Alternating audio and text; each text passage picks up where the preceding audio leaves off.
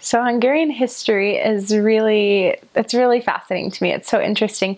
And it was interesting as a missionary to be there because you hear people's stories. And I feel like most of the Hungarian history that I have learned comes from the stories of the Hungarians. And then I came home and I would, kind of learned about it more factually and things like that. But it is really interesting. I guess not ancient Hungarians, but the Hungarians came and they settled in the Carpathian Basin toward the end of the 800s. I think it was 1860 something.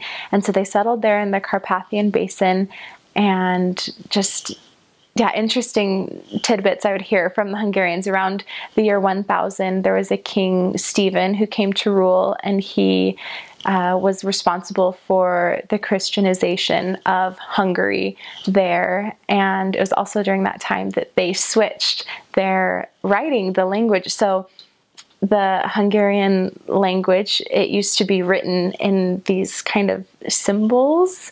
It was really interesting. It's called the Rovírás, and they're just all of these symbols. It looks unlike anything that I'd ever seen before, but it's kind of the ancient Hungarian script. And so they switched from that to the Latin alphabet during that time, and that is where the Hungarian language comes from, or the written language comes from today. It is very much, letters that you would recognize. But the ancient Hungarian script it's really interesting. And I think it would be really hard to write in, but it was really interesting. And then you hear from people about, so at the end of World War I, the official peace treaty, the Treaty of Trianon, it was signed as the official peace agreement at the end of World War I.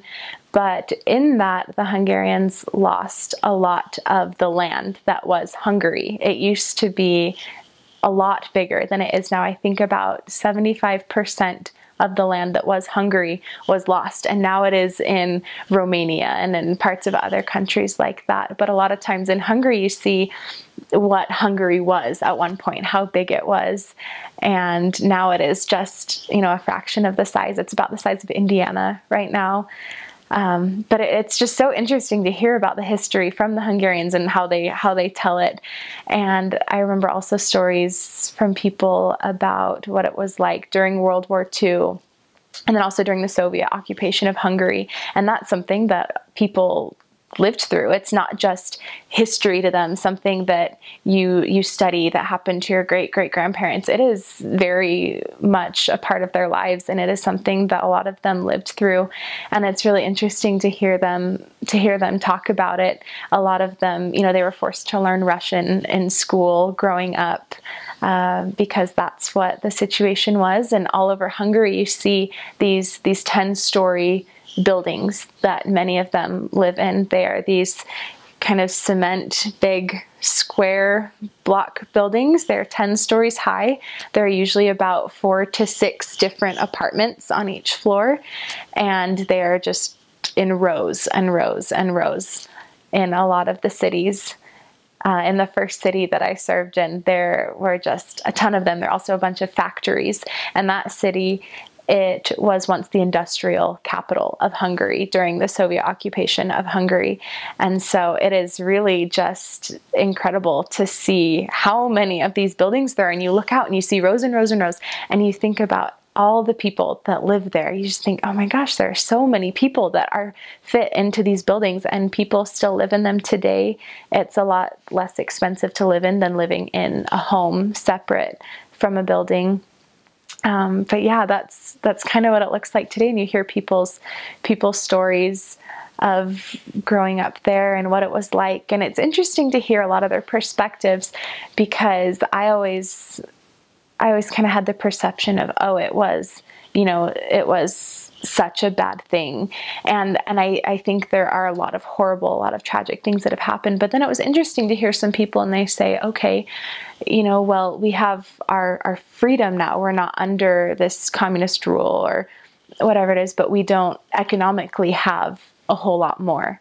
And so it's really interesting, because I think after all of these hard things that have happened in their history, there hasn't been a lot of economic recovery for a lot of the people, and that has influenced their lives. And a lot of times they say, yeah, you know, we're getting by, and it's really sad sometimes to hear a lot of them talk about how they feel about it, because I think once the Soviets left, there wasn't any economic infrastructure to support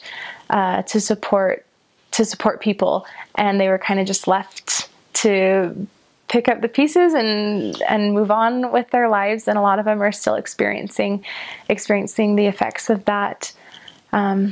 So it's definitely interesting to hear about history from people themselves, and then, you know, to go about and read about it and to research and to learn, you know, in books and on the internet and things like that. And so I've done both. I feel like I've experienced a little bit of both, and it's just a neat experience to hear it from the people themselves. Even though a lot of it is sad, they've been subject to a lot of oppression as a people, but they are such strong people for it, and some of the most incredible people that I've ever met.